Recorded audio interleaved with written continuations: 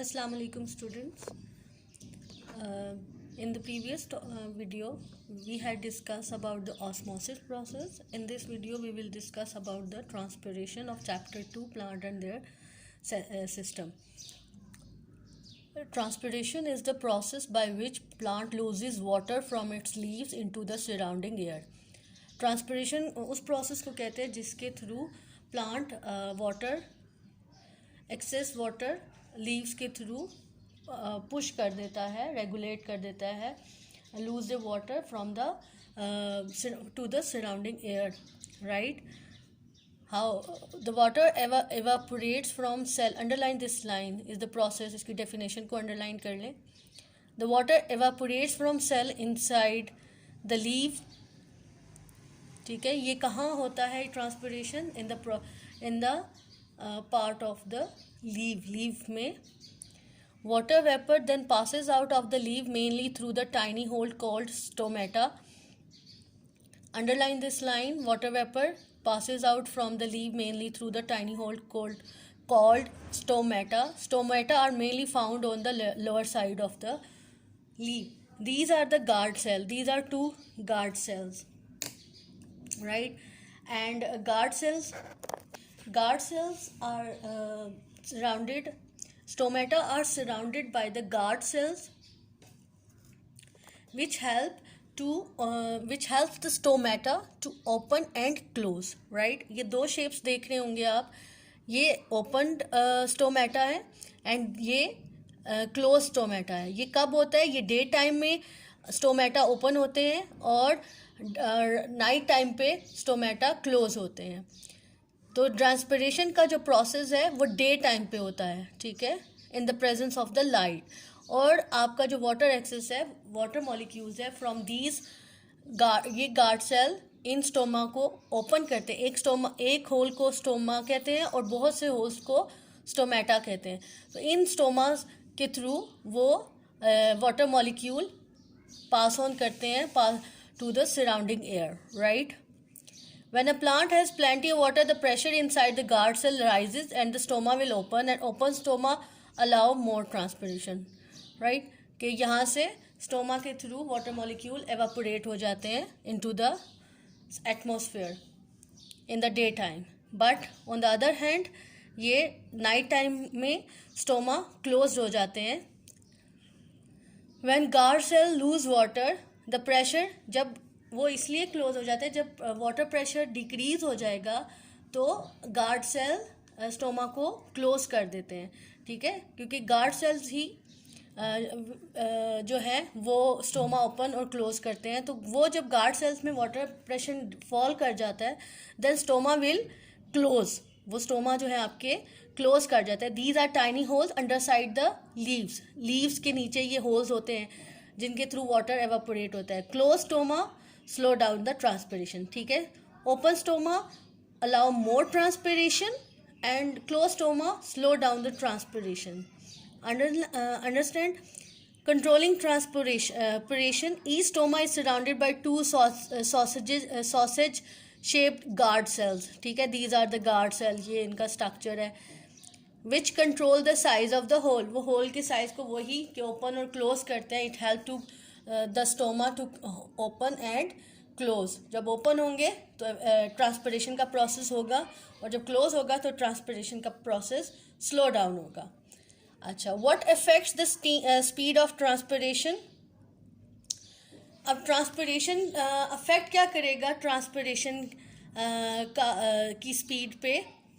कौन कौन से फैक्टर्स हैं जो अफेक्ट करते हैं speed of transpiration? There are the following some four effects: temperature, wind, humidity, time of the day. The first is temperature. On a warm days, more water will evaporate from the leaf cells, so transpiration will speed up. Obviously, as the temperature rises, your transpiration process will be also increases. Second effect क्या कौन सा है जिससे transpiration increase करता है? Wind. On the windy days windy days, water vapor will be blown away as it comes out through the stomata, so transpiration will speed up. जब हवा चलती है तो वाटर वेपर्स ज़्यादा एवापोरेट करते हैं, ब्लोन अवे, हवा में शामिल हो जाते हैं एज इट कम आउट, जब स्टोमेटा से रिलीज आउट होते हैं तो द ट्रांसपिरेशन प्रोसेस उस वक्त इंक्रीज करता है as the windy days. So on the warm days, then second on the windy days, जो विंड ब्लोन करती है तो विंड में वाटर वेपर एवापोरेट कर देते हैं जो which is come out from the stomata. Now third point, humidity. On dry days, the air can hold more water vapor, so transpiration will speed up. First, to understand the humidity, the word humidity known as the moisture in the atmosphere. जितनी humidity ज़्यादा होगी तो water molecule को उतना adjust होना by the process of transpiration कम हो जाएगा. जितनी less humidity होगी, मतलब वाटर मॉलिक्यूल्स, ह्यूमिडिटी का मतलब द एयर में वाटर मॉलिक्यूल्स की कंसंट्रेशन, वो जितनी लेस होगी उतनी ट्रांसपिरेशन प्रोसेस जो है वो स्पीड अप होगा, उतने ही जो स्टोमा के थ्रू वाटर वेपर एवापोरेट होंगे वो इसमें एडजस्ट कर जाएंगे, वो होल्ड कर सकता है. सो on the dry days humidity, less of humidity cause the transpiration process increases. Fourth, time of day. Stomata are only open during the day in most plants, so transpiration will be fastest. Then it is as I earlier told you about this. During the daytime, guard cells open the stoma. Through these stoma, water vapor evaporates, and another in the evening, guard cell close the stoma, so transpiration process will be slowed down. The transpiration stream. What does it mean? This is the transpiration stream. Means कि transpiration की what is the importance of the transpiration in plants. ठीक है, transpiration की importance क्या है plant में, why it requires. वो इसलिए कि हम जो roots absorb करता है water, as I told you before कि रूट्स एब्जॉर्ब करता है वाटर एंड मिनरल, वो water molecule they pulled up by the xylems. ठीक है, अब यहाँ पे इन्होंने एक फ्लो चार्ट दिया हुआ है. This is the flow chart.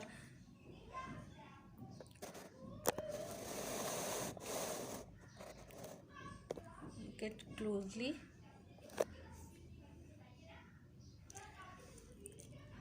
This is the first step जहाँ से वाटर एंटर होता है. ठीक है, water enters root hair from the surface of the soil particle. ये रूट हेयर्स है, ये रूट कैप है और ये उसकी रूट टिप है. इसके ये सेल्स हैं. ठीक है, by the process of the osmosis water molecules enter from the root hairs. Understand. अब ये उसके जो रूट हेयर सेल्स हैं, it passes the water molecules from one cell to another to another to another. जो हमने पहले process पढ़ा था ऑस्मोसिस, कि osmosis is the by the process of the osmosis water moves from cell to cell and move upward. ये this is the stem. ठीक है, ये स्टेम की है. इस तरह water stream xylem tubes in stem से आपके, this is the portion of the leave. ये इनसाइड द लीव पोर्शन है. ये upper layer of this leave है जो as I told you earlier, and these are different cells, and this is the guard cells. ये guard cells हैं. These are guard cell, और जिसमें space है ये स्टोमा है. तो यहाँ से वाटर जो जाता है एंड देन जो सेल्स को रिक्वायर्ड होता है और जो एक्सेस वाटर है इन स्टोमा के through water evaporates from leaf cell into the air space, और बाहर एयर में एवापोरेट हो जाता है. और फिर it replaces the another water molecules, और फिर ये प्रोसेस अगेन स्टार्ट होता है by the from the root hair cells.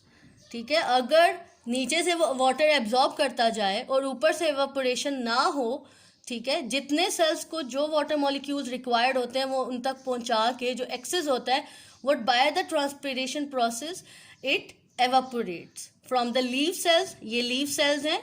ठीक है, जहाँ वेन में जितना वाटर उन सेल्स को रिक्वायर्ड है वो ले लेते हैं, एंड देन जो एक्सेसिव है वो pass on through the guard cell opens the stoma and it will leave the from the leaf cell.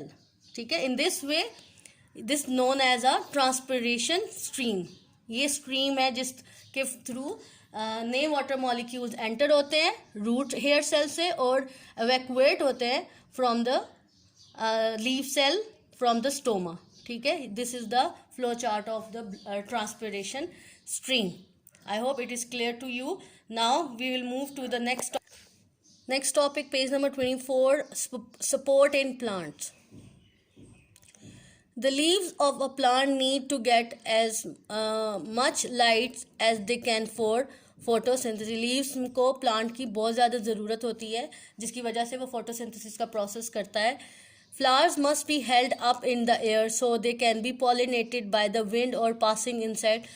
Flowers should be upright, उनको ऊपर होना पड़ता है. वो अगर ड्रॉप हो जाए नीचे की तरफ बेंड हो जाए तो वो पॉलिनेशन का प्रोसेस नहीं होता. इंसेक्ट्स जो है वो अट्रैक्ट नहीं होते बाय विंड. पॉलिनेट जो है वो पोलन ग्रेन पास ऑन एक दूसरे from the male to female pass on नहीं होती. सो इसके लिए कौन सा प्रोसेस होता है? Plants are supported by a framework of vascular bundles called vein. Underline this. Plants are surrounded by a framework of vascular bundle are also called veins. ठीक है, जो सपोर्ट करता है framework that is a veins. Cells with in the framework are supported by the water pressure inside them. ठीक है, इसमें जो framework support करता है वो है दैट इज वाटर. राइट, वो वाटर प्रेशर के प्रोसेस को जैसे हमने ट्रांसपिरेशन के मेथड्स में देखा, प्रोसेस में देखा कि जो एक्सेस वाटर है वो from the stem to the leave and leave to the stoma leaf cells and evacuate from the stoma. Xylem tubes in vascular bundle have thick, strong walls which make them ideal for supporting a plant. They are like a skeleton running all through a plant from the end of the root to the tips of the leaves. Plants को support कैसे करता है? Through the veins. Veins contain a vascular bundles and vascular bundle known as the xylem and flowing tubes जो pass करता है water mineral और जो अपने रोल को प्ले करता है. How does they play a role? It is started from hair root. ये रूट का स्ट्रक्चर है. यहाँ पे veins run through the middle of the root. ठीक है, इसमें ये जो वेन्स हैं ये मिडल ऑफ द रूट जो वर्क करती है ये जाइलम वेन जहाँ से दे कंटेन अ जाइलम जो water and mineral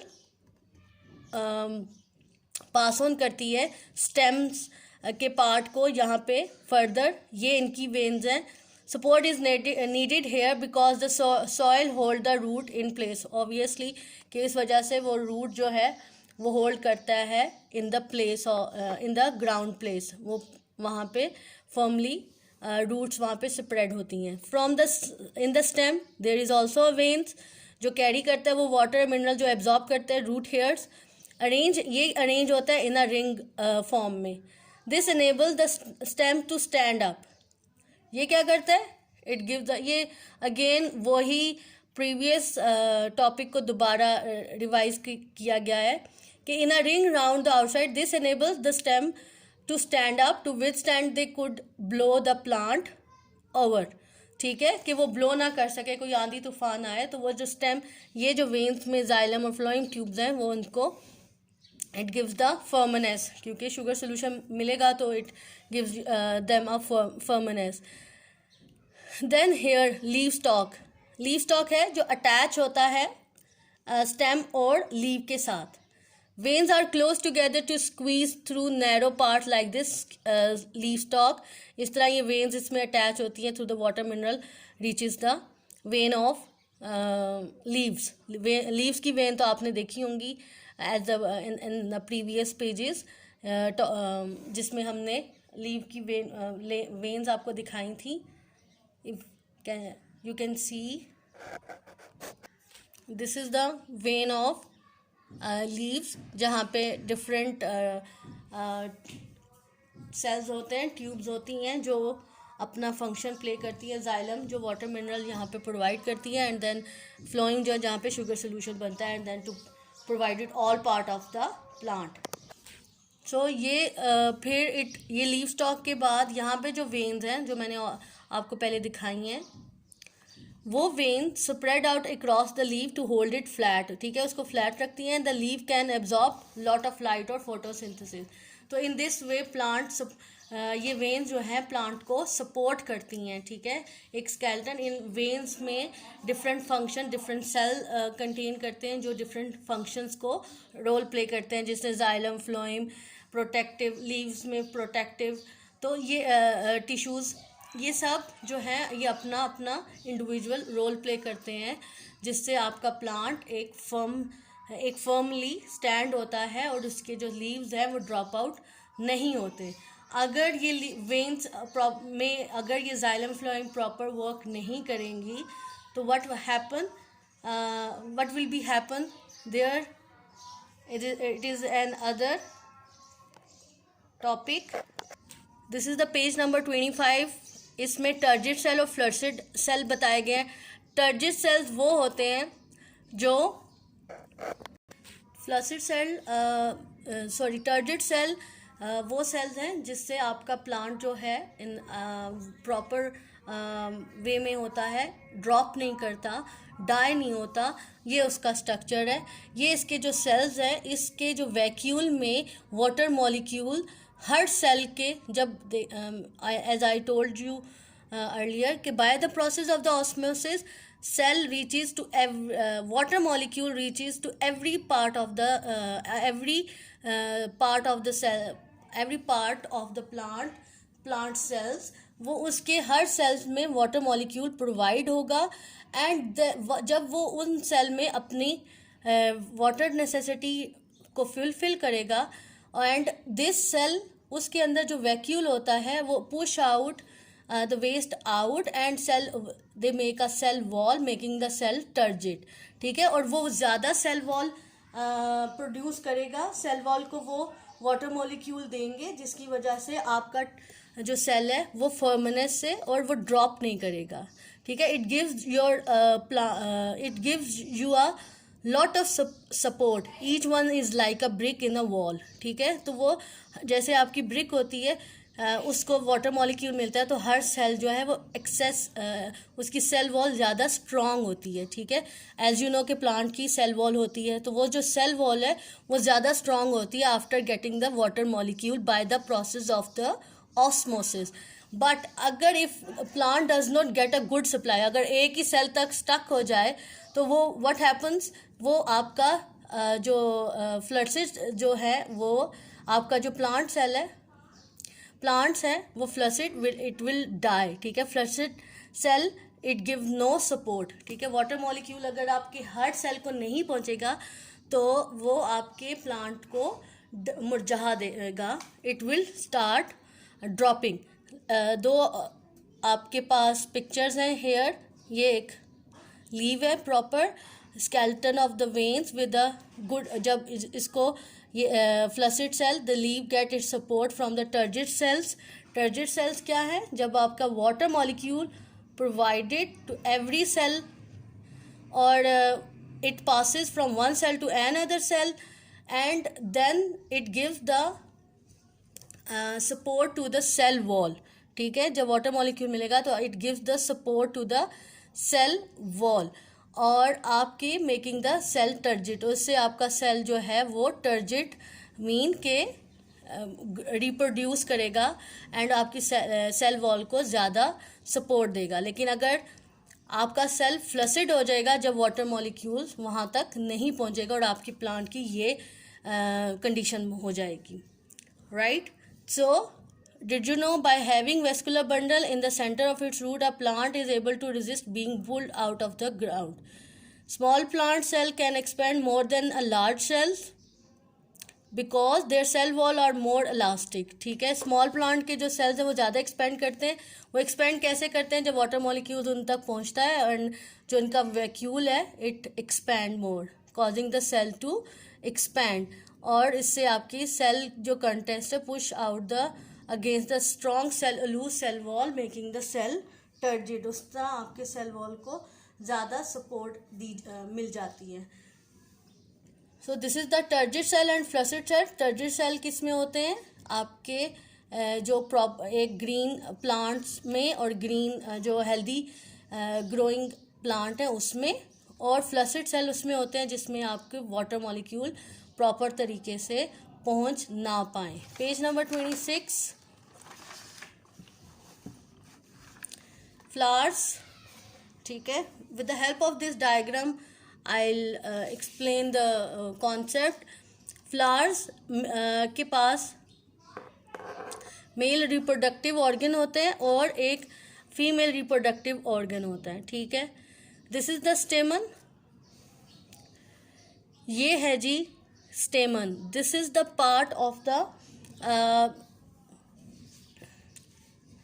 this is the part of this whole part is stamen, और इसके आगे फर्दर पार्ट्स हैं जिसमें ये है जी एंथर, जहाँ पे पोलन ग्रेन होती है, ये गोल राउंड सा, ठीक है। This is the anther and यहाँ पे ये जो इसकी ट्यूब स्टॉक है, this is called a filament, जिसमें पोलन ग्रेन फिल हुआ होता है।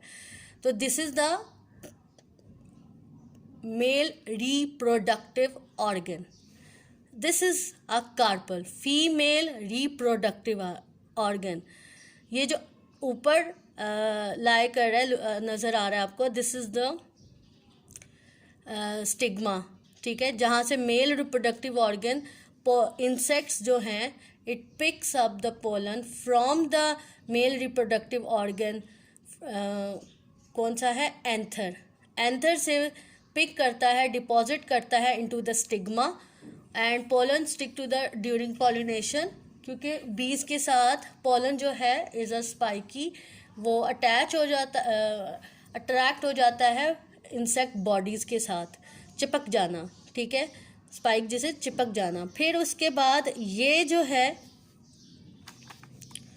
ये long tube, this is called ये कार्पल का ही पार्ट है, दिस इज स्टाइल, इसे कहते हैं स्टाइल। इसमें जब डिपॉजिट करते हैं थ्रू द एंथर, तो यहाँ से पास ऑन के that hold the stigma in the air, ठीक है, ये स्टिग्मा को होल्ड करता है। इसका ये फंक्शन है कि आप यहाँ पे इसके ये अलहदा से इसको डिस्क्राइब किया गया है। दिस इज़ द स्टिग्मा जहाँ पे पोलन ग्रेन डिपॉजिट होती है। दिस इज़ द स्टाइल जहाँ जिसका फंक्शन स्टिग्मा को एयर में होल्ड रखता है।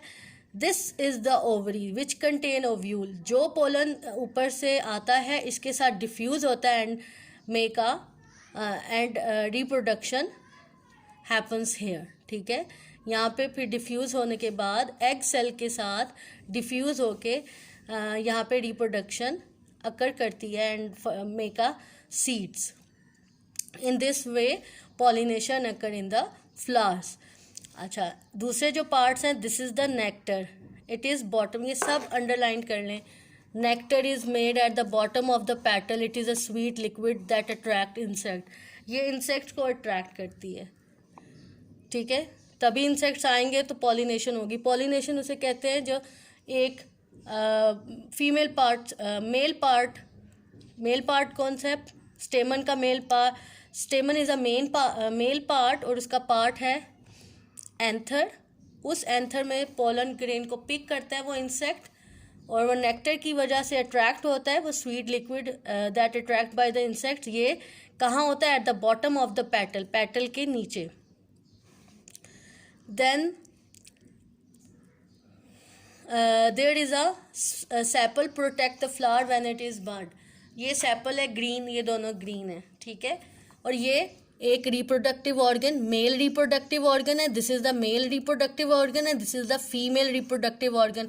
यहाँ से पोलन ग्रेन को पिक किया जाता है and deposit in this female reproductive organ, and इसकी जो टिप है इसको कहते हैं स्टिग्मा, और जो मेल की टिप को कहते हैं एंथर, और ये उसमें पोलन ग्रेन जिसमें फिल होती है उसको फिलामेंट कहते हैं।